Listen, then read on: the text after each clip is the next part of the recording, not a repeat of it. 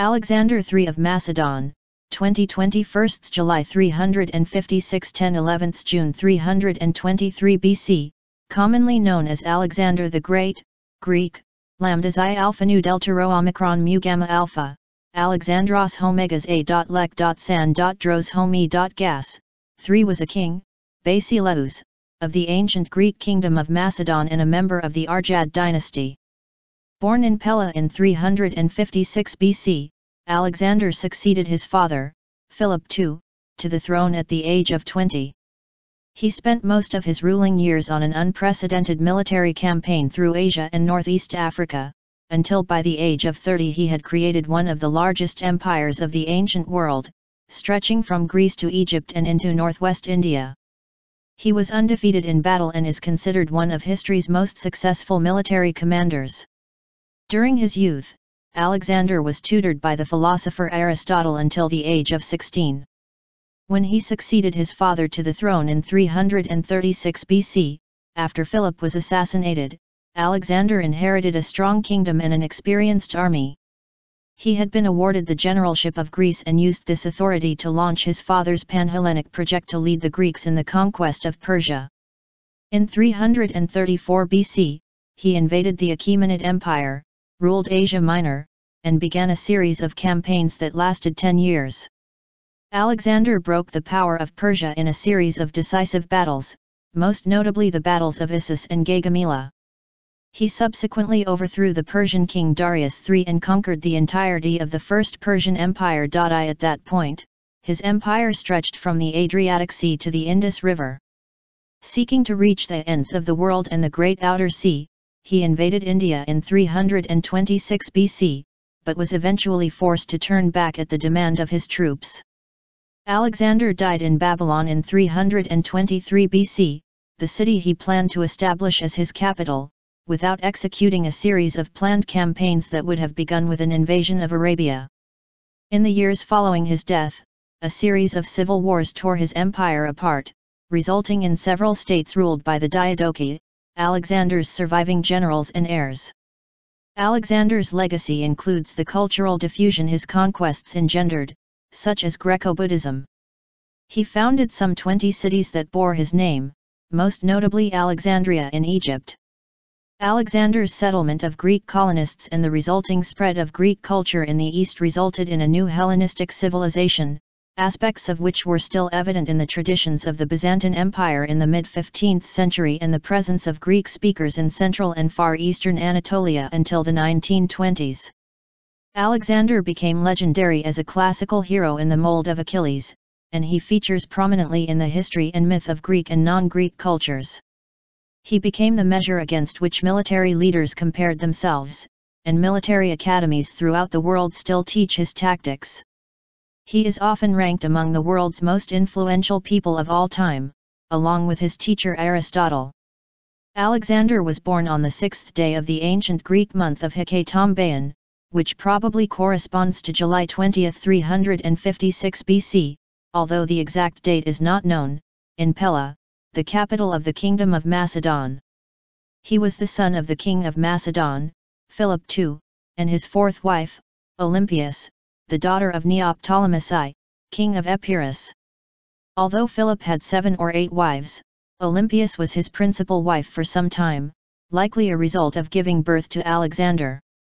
Several legends surround Alexander's birth and childhood.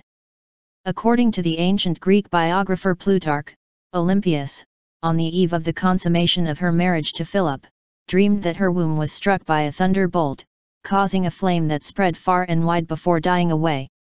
Sometime after the wedding, Philip is said to have seen himself, in a dream, securing his wife's womb with a seal engraved with a lion's image. Plutarch offered a variety of interpretations of these dreams, that Olympias was pregnant before her marriage, indicated by the sealing of her womb, or that Alexander's father was Zeus. Ancient commentators were divided about whether the ambitious Olympias promulgated the story of Alexander's divine parentage, variously claiming that she had told Alexander, or that she dismissed the suggestion as impious. On the day that Alexander was born, Philip was preparing a siege on the city of Potidæa on the peninsula of Chalcidice. That same day, Philip received news that his general Parmenion had defeated the combined Illyrian and Paeonian armies, and that his horses had won at the Olympic Games. It was also said that on this day, the temple of Artemis in Ephesus, one of the 7 wonders of the world, burnt down. This led Hagasias of Magnesia to say that it had burnt down because Artemis was away, attending the birth of Alexander. Such legends may have emerged when Alexander was king, and possibly at his own instigation, to show that he was superhuman and destined for greatness from conception. In his early years, Alexander was raised by a nurse, Lanique, sister of Alexander's future general Clitus the Black. Later in his childhood, Alexander was tutored by the strict Leonidas, a relative of his mother, and by Philip's general Lysimachus.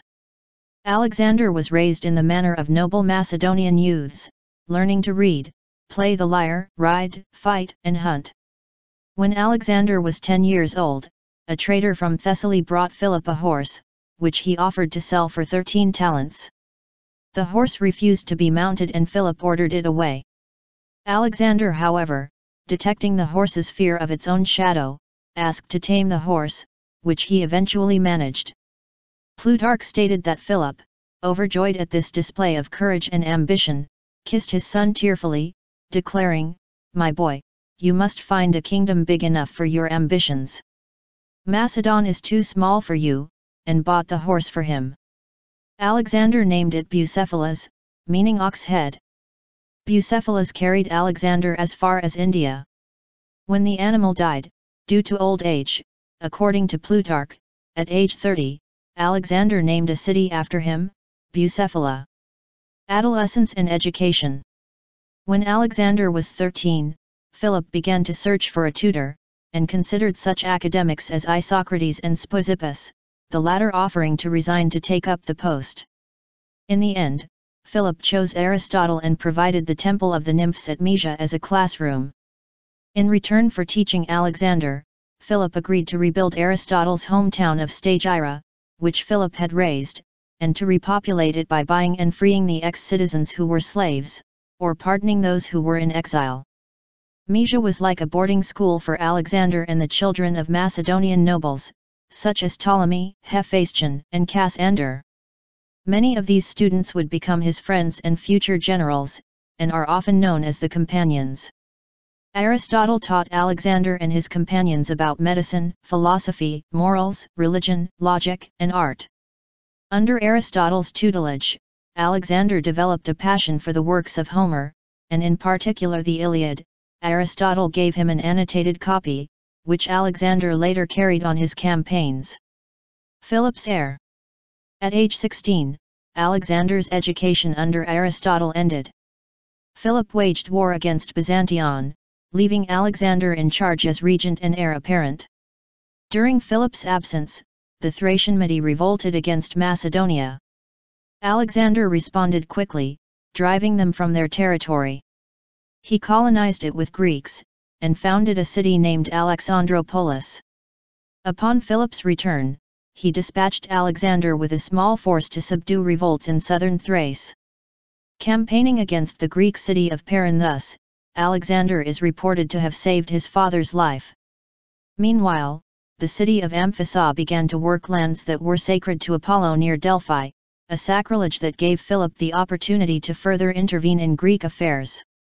Still occupied in Thrace, he ordered Alexander to muster an army for a campaign in Greece. Concerned that other Greek states might intervene, Alexander made it look as though he was preparing to attack Illyria instead. During this turmoil, the Illyrians invaded Macedonia, only to be repelled by Alexander. Philip and his army joined his son in 338 BC, and they marched south through Thermopylae, taking it after stubborn resistance from its Theban garrison. They went on to occupy the city of Elatea, only a few days' march from both Athens and Thebes. The Athenians, led by Demosthenes, voted to seek alliance with Thebes against Macedonia. Both Athens and Philip sent embassies to win Thebes' favor, but Athens won the contest. Philip marched on Amphissa, ostensibly acting on the request of the Amphictyonic League, capturing the mercenaries sent there by Demosthenes and accepting the city's surrender. Philip then returned to Elatea, sending a final offer of peace to Athens and Thebes, who both rejected it. As Philip marched south, his opponents blocked him near Chaeronea, Boeotia. During the ensuing Battle of Chaeronea, Philip commanded the right wing and Alexander the left, accompanied by a group of Philip's trusted generals. According to the ancient sources, the two sides fought bitterly for some time. Philip deliberately commanded his troops to retreat, counting on the untested Athenian hoplites to follow, thus breaking their line. Alexander was the first to break the Theban lines, followed by Philip's generals. Having damaged the enemy's cohesion, Philip ordered his troops to press forward and quickly routed them. With the Athenians lost, the Thebans were surrounded. Left to fight alone, they were defeated. After the victory at Chaeronea, Philip and Alexander marched unopposed into the Peloponnese, welcomed by all cities. However, when they reached Sparta, they were refused, but did not resort to war. At Corinth, Philip established a Hellenic alliance, modeled on the old anti-Persian alliance of the Greco-Persian Wars, which included most Greek city-states except Sparta. Philip was then named hegemon, often translated as supreme commander, of this league, known by modern scholars as the League of Corinth, and announced his plans to attack the Persian Empire. Exile and return. When Philip returned to Pella, he fell in love with and married Cleopatra Eurydice, the niece of his general Attalus. The marriage made Alexander's position as heir less secure, since any son of Cleopatra Eurydice would be a fully Macedonian heir, while Alexander was only half Macedonian. During the wedding banquet, a drunken Attalus publicly prayed to the gods that the union would produce a legitimate heir. At the wedding of Cleopatra, whom Philip fell in love with and married, she being much too young for him, her uncle Attalus in his drink desired the Macedonians would implore the gods to give them a lawful successor to the kingdom by his niece. This so irritated Alexander, that throwing one of the cups at his head, "You villain," said he, "what, am I then a bastard?" Then Philip, taking Attalus's part, rose up and would have run his son through, but by good fortune for them both, either his over-hasty rage, or the wine he had drunk, made his foot slip, so that he fell down on the floor. At which Alexander reproachfully insulted over him, "See there," said he, "the man who makes preparations to pass out of Europe into Asia, overturned in passing from one seat to another." Plutarch, describing the feud at Philip's wedding. Alexander fled Macedon with his mother, dropping her off with her brother, King Alexander I of Epirus in Dodona, capital of the Molossians. He continued to Illyria, where he sought refuge with the Illyrian king and was treated as a guest, despite having defeated them in battle a few years before. However, it appears Philip never intended to disown his politically and militarily trained son. Accordingly, Alexander returned to Macedon after 6 months due to the efforts of a family friend, Demaratus, who mediated between the two parties. In the following year, the Persian satrap, governor, of Caria, Pixodorus, offered his eldest daughter to Alexander's half-brother, Philipperhidius. Olympius and several of Alexander's friends suggested this showed Philip intended to make Hidius his heir. Alexander reacted by sending an actor, Thessalus of Corinth, to tell Pixodorus that he should not offer his daughter's hand to an illegitimate son, but instead to Alexander. When Philip heard of this, he stopped the negotiations and scolded Alexander for wishing to marry the daughter of a Carian, explaining that he wanted a better bride for him. Philip exiled 4 of Alexander's friends, Harpalus, Nearchus, Ptolemy, and Erigaius, and had the Corinthians bring Thessalus to him in chains. In 336 BC, while at Aegae attending the wedding of his daughter Cleopatra to Olympius's brother, Alexander I of Epirus, Philip was assassinated by the captain of his bodyguards, Pausanias. 6 As Pausanias tried to escape, he tripped over a vine and was killed by his pursuers, including 2 of Alexander's companions, Perdiccas and Leonidas. Alexander was proclaimed king by the nobles and army at the age of 20. Consolidation of power. Alexander began his reign by eliminating potential rivals to the throne. He had his cousin, the former Amyntas IV, executed. He also had 2 Macedonian princes from the region of Lynkestis killed, but spared a third, Alexander Lynkestis. Olympias had Cleopatra Eurydice and Europa, her daughter by Philip, burned alive. When Alexander learned about this, he was furious. Alexander also ordered the murder of Attalus, who was in command of the advance guard of the army in Asia Minor and Cleopatra's uncle. Attalus was at that time corresponding with Demosthenes, regarding the possibility of defecting to Athens. Attalus also had severely insulted Alexander, and following Cleopatra's murder, Alexander may have considered him too dangerous to leave alive. Alexander spared Argead, who was by all accounts mentally disabled, possibly as a result of poisoning by Olympias.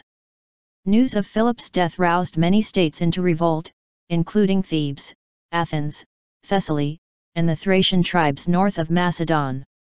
When news of the revolts reached Alexander, he responded quickly.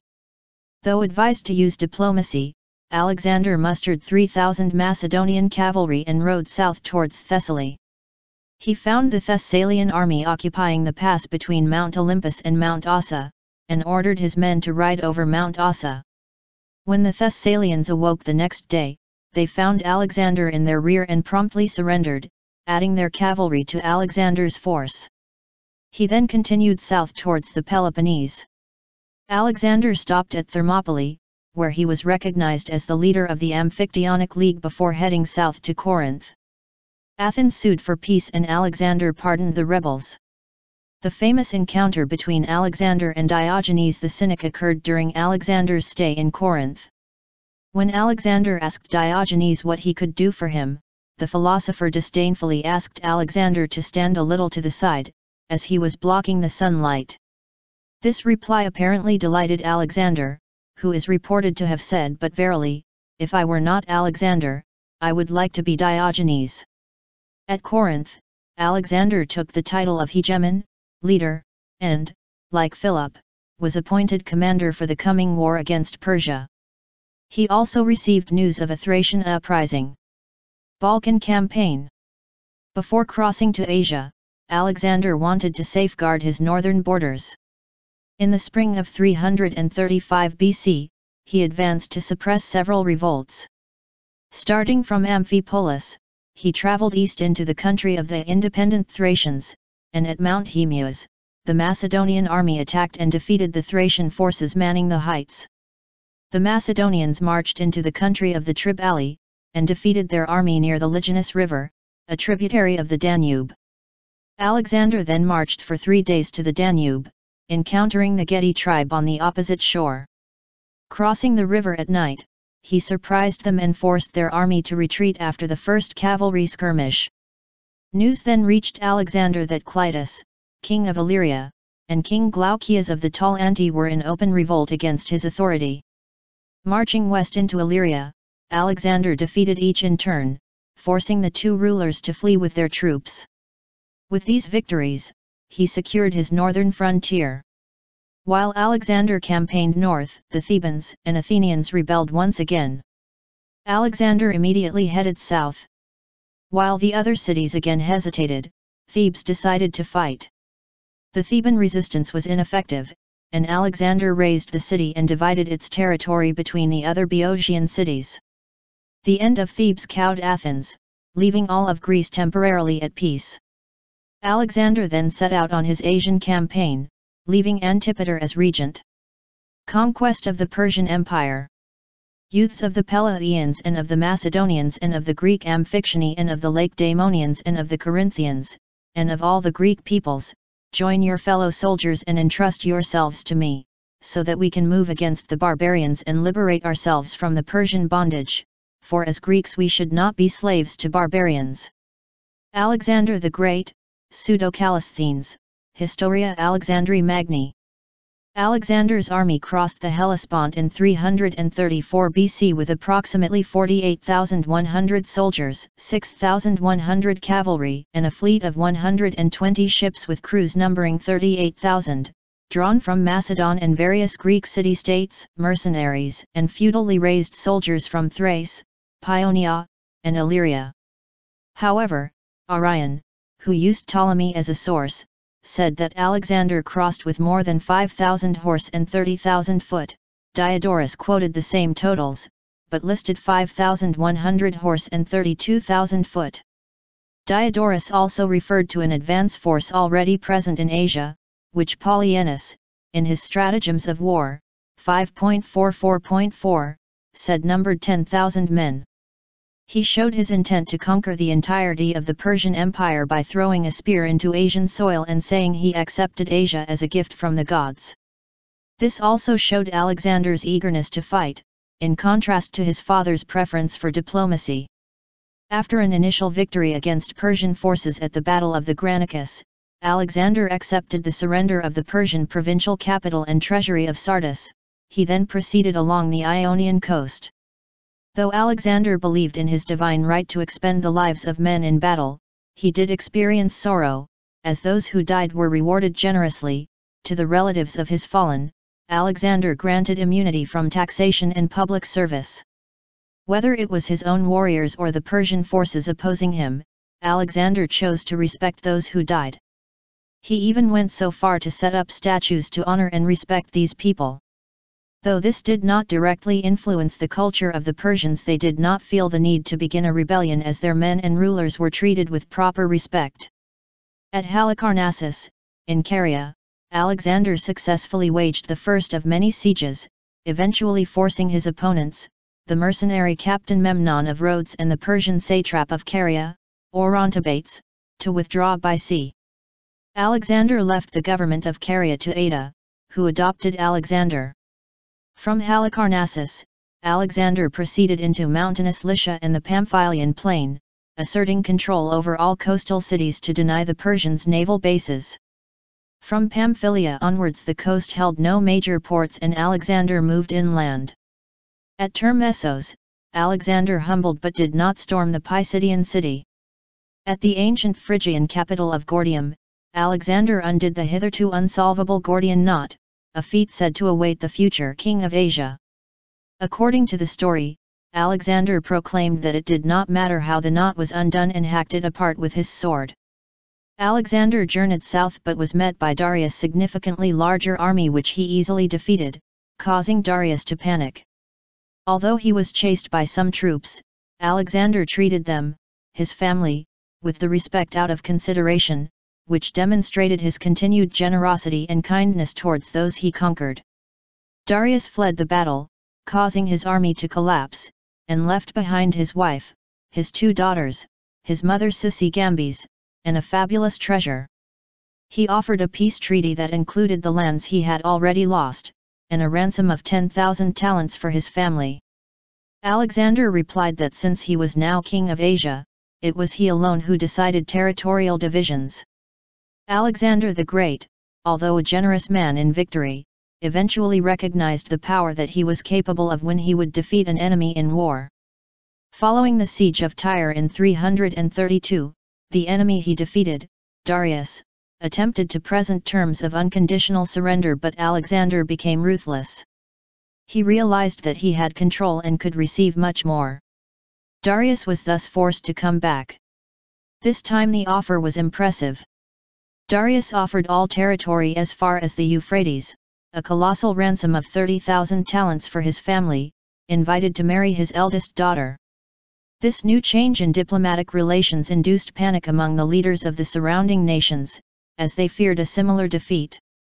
This led some barbarian cultures simply choosing to abdicate power to Alexander in order to avoid certain death. Alexander proceeded to take possession of Syria, and most of the coast of the Levant. In the following year, 332 BC, he was forced to attack Tyre, which he captured after a long and difficult siege. Alexander massacred the men of military age and sold the women and children into slavery. When Alexander destroyed Tyre, most of the towns on the route to Egypt quickly capitulated, with the exception of Gaza. The stronghold at Gaza was heavily fortified and built on a hill, requiring a siege. Alexander came upon the city only to be met with a surprising resistance and fortification. When his engineers pointed out to him that because of the height of the mound it would be impossible, this encouraged Alexander all the more to make the attempt. The divine right that Alexander believed he had gave him confidence of a miracle occurring. After 3 unsuccessful assaults, the stronghold fell, but not before Alexander had received a serious shoulder wound. As in Tyre, men of military age were put to the sword and the women and children were sold into slavery. Jerusalem opened its gates in surrender, and according to Josephus, Alexander was shown the book of Daniel's prophecy, presumably chapter 8, which described a mighty Greek king who would conquer the Persian Empire. He spared Jerusalem and pushed south into Egypt. Alexander advanced on Egypt in later 332 BC, where he was regarded as a liberator. He was pronounced the new master of the universe and son of the deity of Ammon at the oracle of Siwa oasis in the Libyan desert. Henceforth, Alexander often referred to Zeus Ammon as his true father, and subsequent currency depicted him adorned with ram's horn as a symbol of his divinity. During his stay in Egypt, he founded Alexandria by Egypt, which would become the prosperous capital of the Ptolemaic kingdom after his death. Assyria and Babylonia. Leaving Egypt in 331 BC, Alexander marched eastward into Mesopotamia, now northern Iraq, and again defeated Darius, at the Battle of Gaugamela. Darius once more fled the field, and Alexander chased him as far as Arbela. Gaugamela would be the final and decisive encounter between the two. Darius fled over the mountains to Ecbatana, modern Hamdan, while Alexander captured Babylon. From Babylon, Alexander went to Susa, one of the Achaemenid capitals, and captured its legendary treasury. He sent the bulk of his army to the Persian ceremonial capital of Persepolis via the royal road. Alexander himself took selected troops on the direct route to the city. He had to storm the pass of the Persian Gates, in the modern Zagros Mountains, which had been blocked by a Persian army under Ariobarzanes, and then hurried to Persepolis before its garrison could loot the treasury. On entering Persepolis, Alexander allowed his troops to loot the city for several days. Alexander stayed in Persepolis for 5 months. During his stay a fire broke out in the eastern palace of Xerxes and spread to the rest of the city. Possible causes include a drunken accident or deliberate revenge for the burning of the Acropolis of Athens during the Second Persian War. Fall of the Empire and the East. Alexander then chased Darius, first into Media, and then Parthia. The Persian king no longer controlled his own destiny, and was taken prisoner by Bessa's, his Bactrian satrap and kinsman. As Alexander approached, Bessa's had his men fatally stab the great king and then declared himself Darius' successor as Artaxerxes V, before retreating into Central Asia to launch a guerrilla campaign against Alexander. Alexander buried Darius' remains next to his Achaemenid predecessors in a regal funeral. He claimed that, while dying, Darius had named him as his successor to the Achaemenid throne. The Achaemenid Empire is normally considered to have fallen with Darius. Alexander viewed Bessa's as a usurper and set out to defeat him. This campaign, initially against Bessa's, turned into a grand tour of Central Asia. Alexander founded a series of new cities, all called Alexandria, including modern Kandahar in Afghanistan, and Alexandria's Gate, the furthest, in modern Tajikistan. The campaign took Alexander through Media, Parthia, Arya, West Afghanistan, Drangayana, Arachosia, South and Central Afghanistan, Bactria, North and Central Afghanistan, and Scythia. Spit-Amens, who held an undefined position in the satrapy of Sogdiana, in 329 BC betrayed Bessas to Ptolemy, one of Alexander's trusted companions, and Bessas was executed. However, when, at some point later, Alexander was on the Jaxartes dealing with an incursion by a horse nomad army, Spit-Amens raised Sogdiana in revolt. Alexander personally defeated the Scythians at the Battle of Jaxartes and immediately launched a campaign against Spit-Amens, defeating him in the Battle of Gabai. After the defeat, Spit-Amens was killed by his own men, who then sued for peace. Problems and plots. During this time, Alexander took the Persian title King of Kings, Shahanshah, and adopted some elements of Persian dress and customs at his court, notably the custom of proskinesis, either a symbolic kissing of the hand, or prostration on the ground, that Persians showed to their social superiors. The Greeks regarded the gesture as the province of deities and believed that Alexander meant to deify himself by requiring it. This cost him the sympathies of many of his countrymen, and he eventually abandoned it. A plot against his life was revealed, and one of his officers, Philotas, was executed for failing to alert Alexander. The death of the son necessitated the death of the father, and thus Parmenion, who had been charged with guarding the treasury at Ecbatana, was assassinated at Alexander's command, to prevent attempts at vengeance.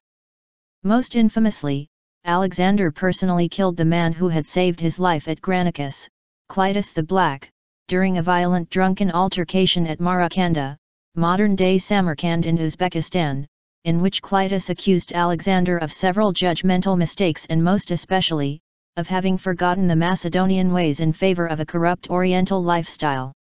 Later, in the Central Asian campaign, a second plot against his life was revealed, this one instigated by his own royal pages. His official historian, Callisthenes of Olon thus, was implicated in the plot. However, historians have yet to reach a consensus regarding this involvement. Callisthenes had fallen out of favor by leading the opposition to the attempt to introduce proskyneses. Macedon in Alexander's absence. When Alexander set out for Asia, he left his general Antipater, an experienced military and political leader and part of Philip II's old guard, in charge of Macedon. Alexander's sacking of Thebes ensured that Greece remained quiet during his absence. The one exception was a call to arms by Spartan king Agis III in 331 BC, whom Antipater defeated and killed in battle at Megalopolis the following year. Antipater referred the Spartans' punishment to the League of Corinth, which then deferred to Alexander, who chose to pardon them. There was also considerable friction between Antipater and Olympias, and each complained to Alexander about the other. In general, Greece enjoyed a period of peace and prosperity during Alexander's campaign in Asia. Alexander sent back vast sums from his conquest, which stimulated the economy and increased trade across his empire. However, Alexander's constant demands for troops and the migration of Macedonians throughout his empire depleted Macedon's manpower, greatly weakening it in the years after Alexander, and ultimately led to its subjugation by Rome. After the death of Spitamenes and his marriage to Roxana, Roxanic in Bactrian, to cement relations with his new satrapies, Alexander turned to the Indian subcontinent. He invited the chieftains of the former satrapy of Gandhara, in the north of what is now Pakistan, to come to him and submit to his authority. Amphis, Indian name Amhi Kumar, the ruler of Taxila, whose kingdom extended from the Indus to the Hydaspes, Jhelum, complied, but the chieftains of some hill clans, including the Aspagioi and Asakanoi sections of the Kamajas, known in Indian texts also as Ashvayanas and Ashvakayanas, refused to submit. Amhi hastened to relieve Alexander of his apprehension and met him with valuable presents, placing himself and all his forces at his disposal. Alexander not only returned Amhi his title and the gifts, but he also presented him with a wardrobe of Persian robes, gold and silver ornaments, 30 horses, and 1,000 talents in gold. Alexander was emboldened to divide his forces, and Amhi assisted Hephaestion and Perdiccas in constructing a bridge over the Indus where it bends at Hund, Fox 1973, supplied their troops with provisions, and received Alexander himself, and his whole army, in his capital city of Taxila, with every demonstration of friendship and the most liberal hospitality. On the subsequent advance of the Macedonian king, Taxiles accompanied him with a force of 5,000 men and took part in the Battle of the Hydaspes River. After that victory he was sent by Alexander in pursuit of Porus, to whom he was charged to offer favorable terms, but narrowly escaped losing his life at the hands of his old enemy. Subsequently, however, the two rivals were reconciled by the personal mediation of Alexander, and Taxiles, after having contributed zealously to the equipment of the fleet on the Hydaspes, was entrusted by the king with the government of the whole territory between that river and the Indus. A considerable accession of power was granted him after the death of Philip, son of Mach-Attas, and he was allowed to retain his authority at the death of Alexander himself, 323 BC, as well as in the subsequent partition of the provinces at Triparadisus, 321 BC.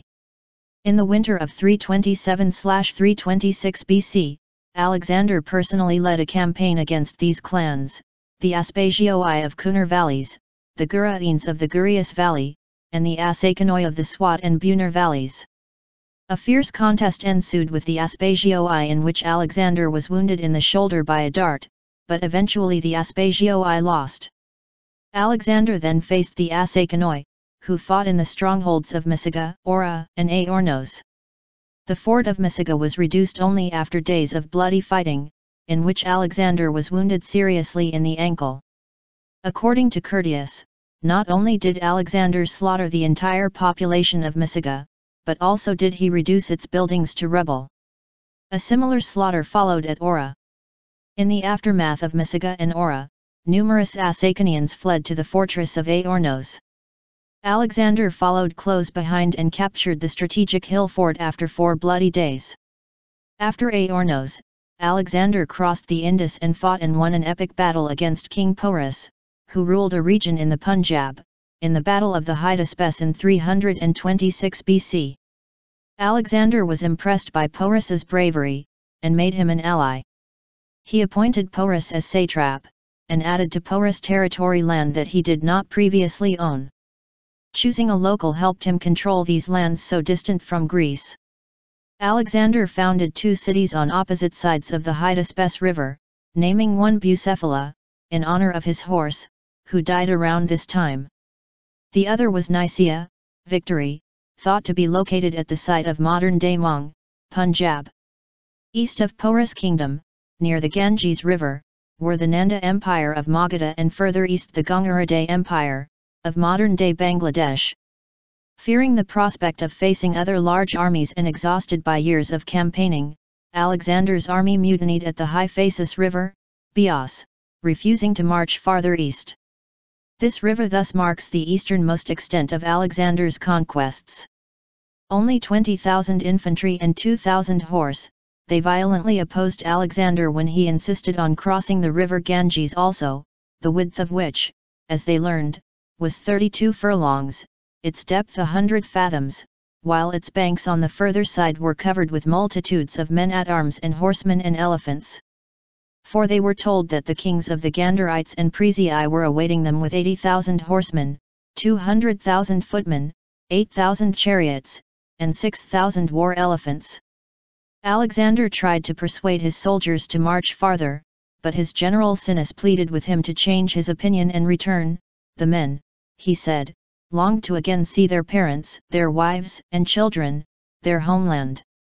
Alexander eventually agreed and turned south, marching along the Indus. Along the way his army conquered the Mali, in modern-day Multan, and other Indian tribes and sustained an injury during the siege. Alexander sent much of his army to Carmania, modern southern Iran, with General Craterus, and commissioned a fleet to explore the Persian Gulf shore under his admiral Nearchus, while he led the rest back to Persia through the more difficult southern route along the Gedrosian Desert and Makron. Alexander reached Susa in 324 BC, but not before losing many men to the harsh desert. Discovering that many of his satraps and military governors had misbehaved in his absence, Alexander executed several of them as examples on his way to Susa. As a gesture of thanks, he paid off the debts of his soldiers, and announced that he would send overaged and disabled veterans back to Macedon, led by Craterus. His troops misunderstood his intention and mutinied at the town of Ap. They refused to be sent away and criticized his adoption of Persian customs and dress and the introduction of Persian officers and soldiers into Macedonian units. After 3 days, unable to persuade his men to back down, Alexander gave Persians command posts in the army and conferred Macedonian military titles upon Persian units. The Macedonians quickly begged forgiveness, which Alexander accepted, and held a great banquet for several thousand of his men at which he and they ate together.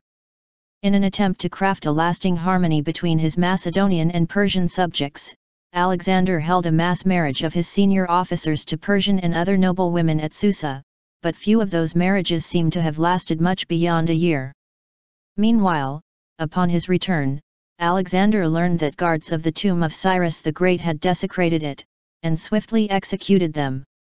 After Alexander traveled to Ecbatana to retrieve the bulk of the Persian treasure, his closest friend and possible lover, Hephaestion, died of illness or poisoning. Hephaestion's death devastated Alexander, and he ordered the preparation of an expensive funeral pyre in Babylon, as well as a decree for public mourning. Back in Babylon, Alexander planned a series of new campaigns, beginning with an invasion of Arabia, but he would not have a chance to realize them, as he died shortly thereafter. On either 10 or June 11, 323 BC, Alexander died in the palace of Nebuchadnezzar II, in Babylon, at age 32. There are two different versions of Alexander's death, and details of the death differ slightly in each. Plutarch's account is that roughly 14 days before his death, Alexander entertained Admiral Nearchus, and spent the night and next day drinking with Medius of Larissa. He developed a fever, which worsened until he was unable to speak. The common soldiers, anxious about his health, were granted the right to file past him as he silently waved at them. In the second account, Diodorus recounts that Alexander was struck with pain after downing a large bowl of unmixed wine in honor of Heracles, followed by 11 days of weakness. He did not develop a fever and died after some agony. Arrian also mentioned this as an alternative, but Plutarch specifically denied this claim. Given the propensity of the Macedonian aristocracy to assassination, foul play featured in multiple accounts of his death. Diodorus, Plutarch, Arrian, and Justin all mentioned the theory that Alexander was poisoned. Justin stated that Alexander was the victim of a poisoning conspiracy. Plutarch dismissed it as a fabrication, while both Diodorus and Arrian noted that they mentioned it only for the sake of completeness. The accounts were nevertheless fairly consistent in designating Antipater, recently removed as Macedonian viceroy, and at odds with Olympias, as the head of the alleged plot. Perhaps taking his summons to Babylon as a death sentence, and having seen the fate of Parmenion and Philotas, Antipater purportedly arranged for Alexander to be poisoned by his son Iolaus, who was Alexander's wine pourer. There was even a suggestion that Aristotle may have participated. It is claimed that the strongest argument against the poison theory is the fact that 12 days passed between the start of his illness and his death. Such long-acting poisons were probably not available. However, in 2003 Dr. Leo Skep from the New Zealand National Poisons Centre proposed in a BBC documentary investigating his death that the plant white hellebore, Veratrum album, may have been used to poison Alexander. In 2014 Dr. Leo Skep published this theory in the peer-reviewed medical journal Clinical Toxicology. In this journal article it was suggested Alexander's wine was spiked with Veratrum album, a plant known to the ancient Greeks, which produces poisoning symptoms that match the course of events as described in the Alexander Romance. Veratrum album poisoning can have a prolonged course, and it was suggested that if Alexander was poisoned, Veratrum album offers the most plausible cause. Another poisoning explanation was put forward in 2010. It was proposed that the circumstances of his death were compatible with poisoning by water of the river Styx, Mavroneri, that contained calichimycin, a dangerous compound produced by bacteria. Several natural causes, diseases, have been suggested, including malaria and typhoid fever. A 1998 article in the New England Journal of Medicine attributed his death to typhoid fever complicated by bowel perforation and ascending paralysis. Another recent analysis suggested pyogenic spondylitis or meningitis. Other illnesses fit the symptoms, including acute pancreatitis and West Nile virus. Natural cause theories also tend to emphasize that Alexander's health may have been in general decline after years of heavy drinking and severe wounds. The anguish that Alexander felt after Hephaestion's death may also have contributed to his declining health. Alexander's body was laid in a gold anthropoid sarcophagus that was filled with honey, which was in turn placed in a gold casket. According to Elian, a seer called Aristotle foretold that the land where Alexander was laid to rest would be happy and unvanquishable forever. Perhaps more likely, the successors may have seen possession of the body as a symbol of legitimacy, since burying the prior king was a royal prerogative. While Alexander's funeral cortege was on its way to Macedon, Ptolemy seized it and took it temporarily to Memphis. His successor, Ptolemy II Philadelphus, transferred the sarcophagus to Alexandria, where it remained until at least late antiquity. Ptolemy IX Lathyrus, one of Ptolemy's final successors, replaced Alexander's sarcophagus with a glass one so he could convert the original to coinage. The recent discovery of an enormous tomb in northern Greece, at Amphipolis, dating to the time of Alexander the Great, has given rise to speculation that its original intent was to be the burial place of Alexander. This would fit with the intended destination of Alexander's funeral cortege. Pompey, Julius Caesar, and Augustus all visited the tomb in Alexandria, where Augustus, allegedly, accidentally knocked the nose off. Caligula was said to have taken Alexander's breastplate from the tomb for his own use. Around AD 200, Emperor Septimius Severus closed Alexander's tomb to the public. His son and successor, Caracalla, a great admirer, visited the tomb during his own reign. After this, details on the fate of the tomb are hazy. The so-called Alexander sarcophagus, discovered near Sidon and now in the Istanbul Archaeology Museum, is so named not because it was thought to have contained Alexander's remains, but because its bas-reliefs depict Alexander and his companions fighting the Persians and hunting. It was originally thought to have been the sarcophagus of Abdalanimus, died 311 BC, the king of Sidon appointed by Alexander immediately following the Battle of Issus in 331. However, more recently, it has been suggested that it may date from earlier than Abdalanimus' death. Alexander's death was so sudden that when reports of his death reached Greece, they were not immediately believed. Alexander had no obvious or legitimate heir, his son Alexander IV by Roxana being born after Alexander's death. According to Diodorus, Alexander's companions asked him on his deathbed to whom he bequeathed his kingdom. His laconic reply was toi kratos toi, to the strongest. Arrian and Plutarch claimed that Alexander was speechless by this point, implying that this was an apocryphal story. Diodorus, Curtius, and Justin offered the more plausible story that Alexander passed his signet ring to Perdiccas, a bodyguard and leader of the companion cavalry, in front of witnesses, thereby nominating him. Perdiccas initially did not claim power, instead suggesting that Roxana's baby would be king, if male, with himself, Craterus, Leonidas, and Antipater as guardians. However, the infantry, under the command of Meleager, rejected this arrangement since they had been excluded from the discussion. Instead, they supported Alexander's half-brother Philip or Hydias. Eventually, the two sides reconciled, and after the birth of Alexander IV, he and Philip III were appointed joint kings, albeit in name only. Dissension and rivalry soon afflicted the Macedonians, however. The satrapies handed out by Perdiccas at the partition of Babylon became power bases each general used to bid for power. After the assassination of Perdiccas in 321 BC, Macedonian unity collapsed, and 40 years of war between the successors, Diadochi, ensued before the Hellenistic world settled into four stable power blocks: Ptolemaic Egypt, Seleucid Mesopotamia and Central Asia, Attalid Anatolia, and Antigonid Macedon. In the process, both Alexander IV and Philip III were murdered. Testament. Diodorus stated that Alexander had given detailed written instructions to Craterus some time before his death. Craterus started to carry out Alexander's commands, but the successors chose not to further implement them, on the grounds they were impractical and extravagant. Nevertheless, Perdiccas read Alexander's will to his troops.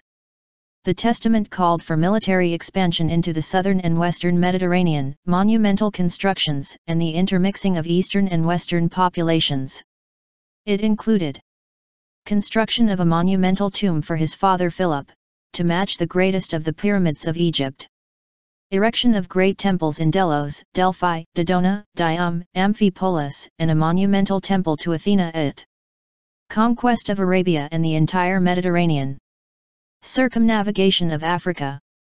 Development of cities and the transplant of populations from Asia to Europe and in the opposite direction from Europe to Asia, in order to bring the largest continent to common unity and to friendship by means of intermarriage and family ties.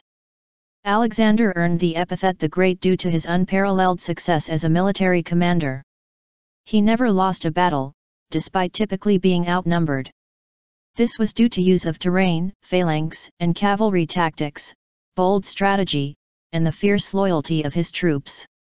The Macedonian phalanx, armed with the sarissa, a spear 6 meters, 20 feet, long, had been developed and perfected by Philip II through rigorous training, and Alexander used its speed and maneuverability to great effect against larger but more disparate Persian forces. Alexander also recognized the potential for disunity among his diverse army, which employed various languages and weapons. He overcame this by being personally involved in battle, in the manner of a Macedonian king. In his first battle in Asia, at Granicus, Alexander used only a small part of his force's citation needed, perhaps 13,000 infantry with 5,000 cavalry, against a much larger Persian force of 40,000. Alexander placed the phalanx at the center and cavalry and archers on the wings, so that his line matched the length of the Persian cavalry line, about 3 kilometers, 1.86 miles. By contrast, the Persian infantry was stationed behind its cavalry. This ensured that Alexander would not be outflanked, while his phalanx, armed with long pikes, had a considerable advantage over the Persian scimitars and javelins. Macedonian losses were negligible compared to those of the Persians. At Issus in 333 BC, his first confrontation with Darius, he used the same deployment, and again the central phalanx pushed through. Alexander personally led the charge in the center, routing the opposing army. At the decisive encounter with Darius at Gaugamela, Darius equipped his chariots with scythes on the wheels to break up the phalanx and equipped his cavalry with pikes. Alexander arranged a double phalanx, with the center advancing at an angle, parting when the chariots bore down and then reforming. The advance was successful and broke Darius' center, causing the latter to flee once again. When faced with opponents who used unfamiliar fighting techniques, such as in Central Asia and India, Alexander adapted his forces to his opponent's style. Thus, in Bactria and Sogdiana, Alexander successfully used his javelin throwers and archers to prevent outflanking movements, while massing his cavalry at the center. In India, confronted by porous elephant corps, the Macedonians opened their ranks to envelop the elephants and used their sarissas to strike upwards and dislodge the elephants' handlers. Physical appearance. Greek biographer Plutarch, c. 45–120 AD, describes Alexander's appearance as Superscript 1. The outward appearance of Alexander is best represented by the statues of him which Lysippus made, and it was by this artist alone that Alexander himself thought it fit that he should be modeled. Superscript 2. For those peculiarities which many of his successors and friends afterwards tried to imitate, namely, the poise of the neck, which was bent slightly to the left, and the melting glance of his eyes, this artist has accurately observed. Superscript 3. Apelles, however, in painting him as wielder of the thunderbolt, did not reproduce his complexion, but made it too dark and swarthy. Whereas he was of a fair color, as they say, and his fairness passed into ruddiness on his breast particularly, and in his face. For moreover, that a very pleasant odor exhaled from his skin and that there was a fragrance about his mouth and all his flesh, so that his garments were filled with it, this we have read in the memoirs of Aristoxenus. Greek historian Arrian, Lucius Flavius Arrianus Xenophon c. 86–160, described Alexander as he strong, handsome commander with one eye dark as the night and one blue as the sky. The semi-legendary Alexander romance also suggests that Alexander suffered from heterochromia iridum, that one eye was dark and the other light. British historian Peter Green provided a description of Alexander's appearance, based on his review of statues and some ancient documents. Physically, Alexander was not prepossessing. Even by Macedonian standards he was very short, though stocky and tough. His beard was scanty, and he stood out against his hirsute Macedonian barons by going clean-shaven. His neck was in some way twisted, so that he appeared to be gazing upward at an angle. His eyes, one blue, one brown, revealed a dewy, feminine quality. He had a high complexion and a harsh voice. Ancient authors recorded that Alexander was so pleased with portraits of himself created by Lysippos that he forbade other sculptors from crafting his image.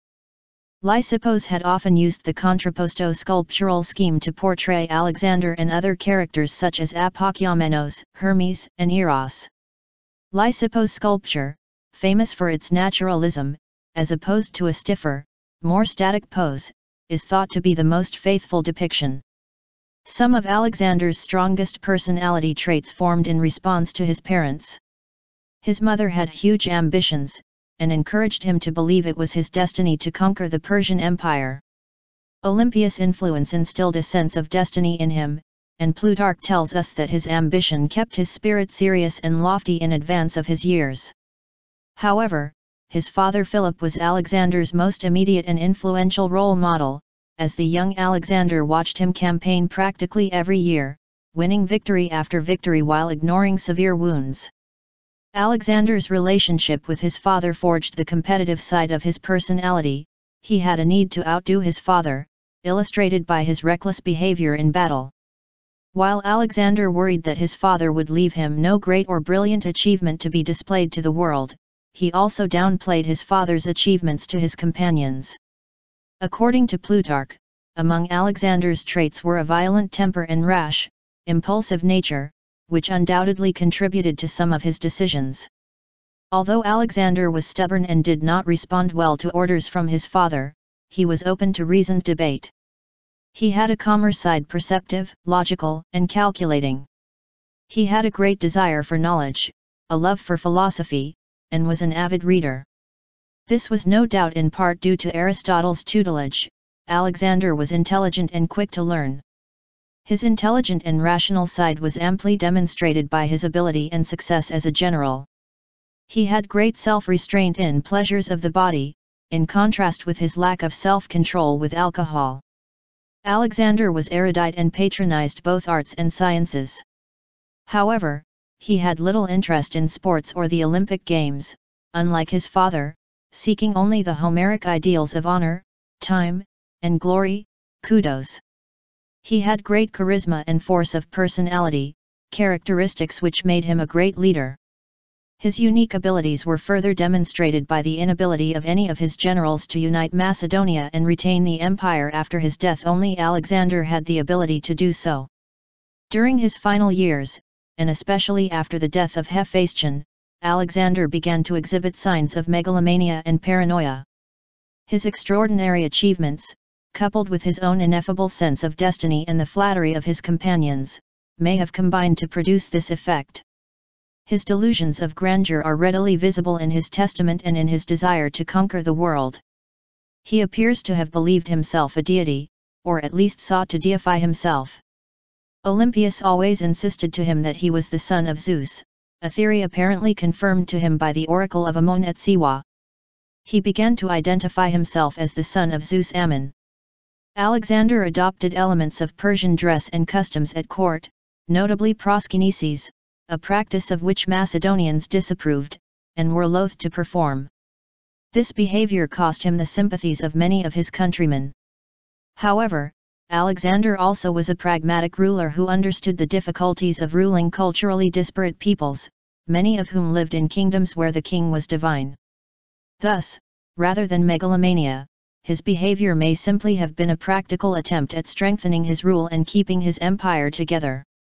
Alexander married twice, Roxana, daughter of the Bactrian nobleman Oxyartes, out of love, and Stateira II, a Persian princess and daughter of Darius III of Persia, for political reasons.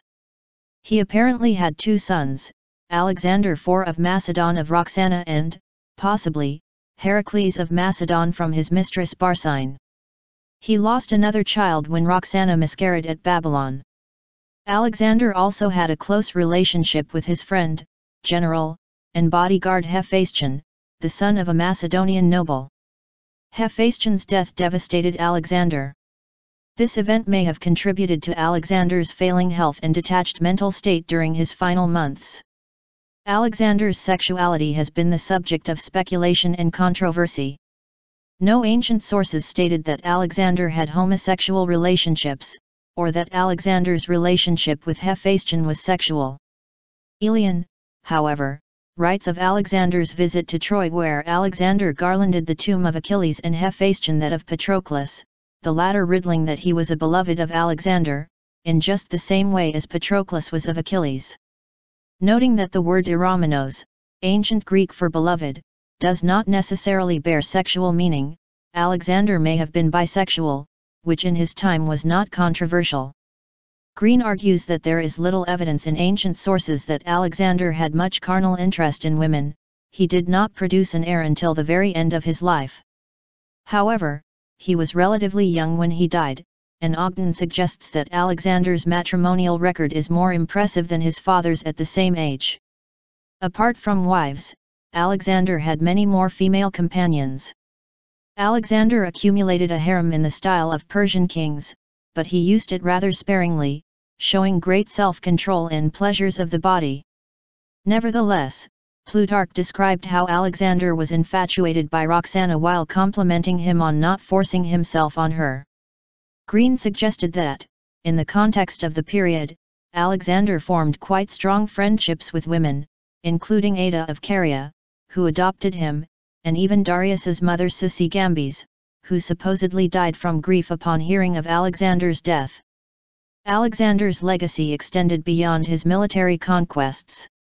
His campaigns greatly increased contacts and trade between East and West, and vast areas to the east were significantly exposed to Greek civilization and influence. Some of the cities he founded became major cultural centers, many surviving into the 21st century. His chroniclers recorded valuable information about the areas through which he marched, while the Greeks themselves got a sense of belonging to a world beyond the Mediterranean. Hellenistic kingdoms. Alexander's most immediate legacy was the introduction of Macedonian rule to huge new swathes of Asia. At the time of his death, Alexander's empire covered some 5,200,000 square kilometers, 2 million square miles, and was the largest state of its time. Many of these areas remained in Macedonian hands or under Greek influence for the next 200–300 years. The successor states that emerged were, at least initially, dominant forces, and these 300 years are often referred to as the Hellenistic period.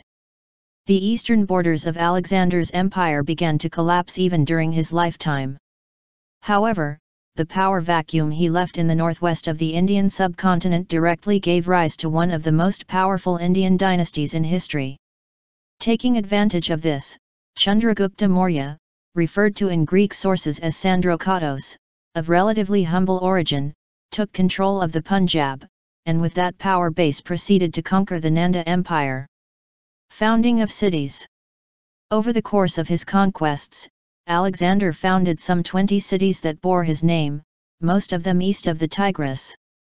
The first, and greatest, was Alexandria in Egypt, which would become one of the leading Mediterranean cities.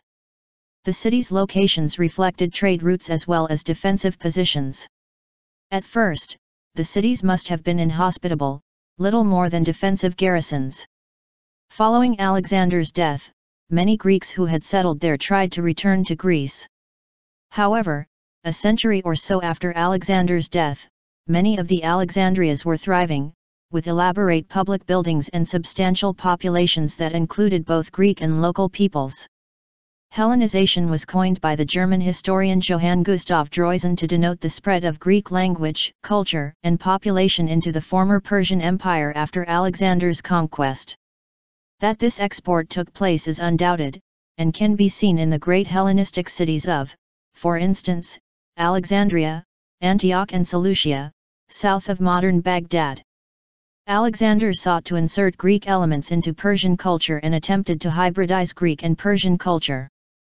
This culminated in his aspiration to homogenize the populations of Asia and Europe. However, his successors explicitly rejected such policies. Nevertheless, Hellenization occurred throughout the region, accompanied by a distinct and opposite orientalization of the successor states. The core of Hellenistic culture was essentially Athenian. The close association of men from across Greece in Alexander's army directly led to the emergence of the largely Attic-based Koine, or Common Greek dialect. Koine spread throughout the Hellenistic world, becoming the lingua franca of Hellenistic lands and eventually the ancestor of modern Greek. Furthermore, town planning, education, local government, and art current in the Hellenistic period were all based on classical Greek ideals, evolving into distinct new forms commonly grouped as Hellenistic. Aspects of Hellenistic culture were still evident in the traditions of the Byzantine Empire in the mid-15th century.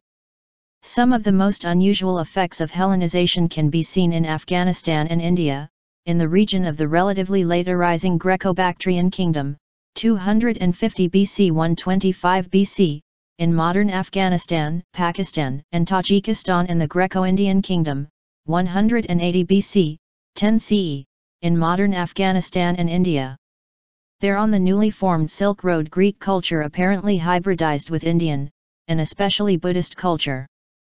The resulting syncretism known as Greco-Buddhism heavily influenced the development of Buddhism and created a culture of Greco-Buddhist art.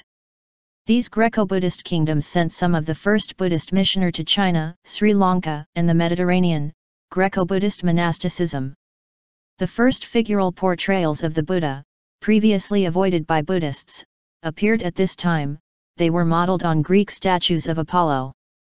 Several Buddhist traditions may have been influenced by the ancient Greek religion.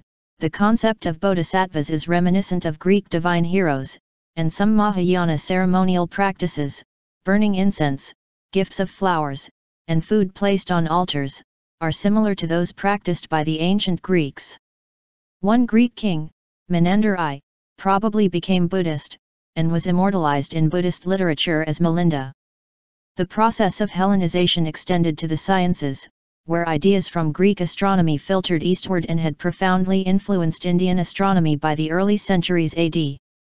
For example, Greek astronomical instruments dating to the 3rd century BC were found in the Greco-Bactrian city of a.lék.san in modern-day Afghanistan, while the Greek concept of a spherical Earth surrounded by the spheres of planets was adopted in India and eventually supplanted the long-standing Indian cosmological belief of a flat and circular Earth.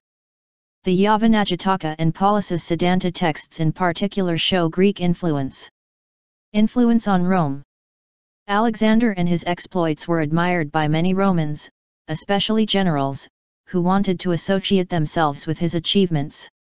Polybius began his histories by reminding Romans of Alexander's achievements, and thereafter Roman leaders saw him as a role model. Pompey the Great adopted the epithet Magnus and even Alexander's Anastole-type haircut, and searched the conquered lands of the East for Alexander's 260-year-old cloak, which he then wore as a sign of greatness. Julius Caesar dedicated a Lysippine equestrian bronze statue but replaced Alexander's head with his own, while Octavian visited Alexander's tomb in Alexandria and temporarily changed his seal from a sphinx to Alexander's profile. The Emperor Trajan also admired Alexander, as did Nero and Caracalla. The Macriani, a Roman family that in the person of Macrinus briefly ascended to the imperial throne, kept images of Alexander on their persons, either on jewelry, or embroidered into their clothes. The Greco-Bactrian king Demetrius, reigned c. 280 BC, wearing an elephant scalp, took over Alexander's legacy in the east by again invading India, and establishing the Indo-Greek kingdom, 180 BC 10 AD. On the other hand, some Roman writers, particularly Republican figures, used Alexander as a cautionary tale of how autocratic tendencies can be kept in check by republican values. Alexander was used by these writers as an example of ruler values such as amicida, friendship, and clementia, clemency, but also iracondia, anger, and cupiditas gloriae, over desire for glory. Legendary accounts surround the life of Alexander the Great, many deriving from his own lifetime, probably encouraged by Alexander himself. His court historian Callisthenes portrayed the sea in Cilicia as drawing back from him in Proskyneses. Writing shortly after Alexander's death, another participant, one Sacritus, invented a tryst between Alexander and Thalestris, queen of the mythical Amazons. When one Sacritus read this passage to his patron, Alexander's general and later king Lysimachus reportedly quipped, "I wonder where I was at the time." In the first centuries after Alexander's death, probably in Alexandria, a quantity of the legendary material coalesced into a text known as the Alexander Romance, later falsely ascribed to Callisthenes and therefore known as Pseudo-Callisthenes. This text underwent numerous expansions and revisions throughout antiquity and the Middle Ages, containing many dubious stories, and was translated into numerous languages. In ancient and modern culture, Alexander the Great's accomplishments and legacy have been depicted in many cultures. Alexander has figured in both high and popular culture beginning in his own era to the present day. The Alexander Romance, in particular, has had a significant impact on portrayals of Alexander in later cultures, from Persian to medieval European to modern Greek. Alexander features prominently in modern Greek folklore, more so than any other ancient figure. The colloquial form of his name in modern Greek, ἀλέξανδρος, is a household name, and he is the only ancient hero to appear in the Karagios's shadow play. One well-known fable among Greek seamen involves a solitary mermaid who would grasp a ship's prow during a storm and ask the captain, "Is King Alexander alive?" The correct answer is he is alive and well and rules the world, causing the mermaid to vanish and the sea to calm. Any other answer would cause the mermaid to turn into a raging gorgon who would drag the ship to the bottom of the sea, all hands aboard. St. Augustine, in his book City of God, restated Cicero's parable showing that Alexander the Great was little more than a leader of a robber band. And so if justice is left out, what are kingdoms except great robber bands? For what are robber bands except little kingdoms? The band also is a group of men governed by the orders of a leader, bound by a social compact, and its booty is divided according to a law agreed upon. If by repeatedly adding desperate men this plague grows to the point where it holds territory and establishes a fixed seat, seizes cities and subdues people, then it more conspicuously assumes the name of kingdom, and this name is now openly granted to it, not for any subtraction of cupidity, but by addition of impunity. For it was an elegant and true reply that was made to Alexander the Great by a certain pirate whom he had captured. When the king asked him what he was thinking of, that he should molest the sea, he said with defiant independence, "The same as you when you molest the world. Since I do this with a little ship I am called a pirate. You do it with a great fleet and are called emperor." In pre-Islamic Middle Persian, Zoroastrian, literature, Alexander is referred to by the epithet Gujastok, meaning accursed, and is accused of destroying temples and burning the sacred texts of Zoroastrianism. In Islamic Iran, under the influence of the Alexander Romance, in Persian, Iskandarnama, a more positive portrayal of Alexander emerges. Ferdowsi's Shahnameh, the Book of Kings, includes Alexander in a line of legitimate Iranian shahs, a mythical figure who explored the far reaches of the world in search of the fountain of youth. Later Persian writers associate him with philosophy, portraying him at a symposium with figures such as Socrates, Plato, and Aristotle, in search of immortality. The Syriac version of the Alexander Romance portrays him as an ideal Christian world conqueror who prayed to the one true God. In Egypt, Alexander was portrayed as the son of Nectanebo II, the last pharaoh before the Persian conquest. His defeat of Darius was depicted as Egypt's salvation, proving Egypt was still ruled by an Egyptian. The figure of Dhul-Qarnayn, literally the two-horned one, mentioned in the Quran is believed by some scholars to represent Alexander, due to parallels with the Alexander Romance. In this tradition, he was a heroic figure who built a wall to defend against the nations of Gog and Magog. He then traveled the KNWN world in search for the water of life and immortality, eventually becoming a prophet. In Hindi and Urdu, the name Sikandar, derived from Persian, denotes a rising young talent. In medieval Europe he was made a member of the Nine Worthies, a group of heroes who encapsulated all the ideal qualities of chivalry. Apart from a few inscriptions and fragments, texts written by people who actually knew Alexander or who gathered information from men who served with Alexander were all lost. Contemporaries who wrote accounts of his life included Alexander's campaign historian Callisthenes, Alexander's generals Ptolemy and Nearchus, Aristobulus, a junior officer on the campaigns, and Onesicritus, Alexander's chief helmsman. Their works are lost, but later works based on these original sources have survived. The earliest of these is Diodorus Siculus, 1st century BC, followed by Quintus Curtius Rufus, mid to late 1st century AD, Arrian, 1st to 2nd century AD, the biographer Plutarch, 1st to 2nd century AD, and finally Justin, whose work dated as late as the 4th century. Of these, Arrian is generally considered the most reliable, given that he used Ptolemy and Aristobulus as his sources, closely followed by Diodorus.